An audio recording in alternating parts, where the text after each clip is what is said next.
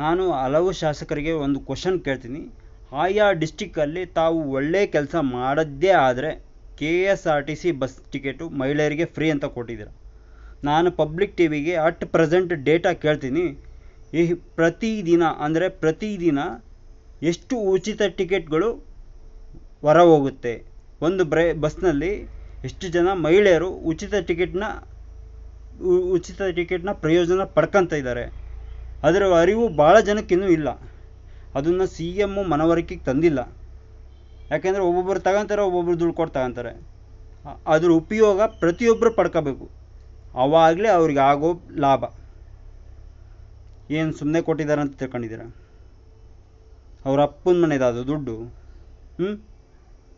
ನಾವು ಕೊಟ್ಟಿರೋದು ಸರ್ಕಾರಕ್ಕೆ ಬಡವರು ಉದ್ಧಾರ ಆಗಲಿ, ಗೌರ್ಮೆಂಟ್ ಜಾಬ್ ಕ್ರಿಯೇಟ್ ಆಗಲಿ ಅಂತ.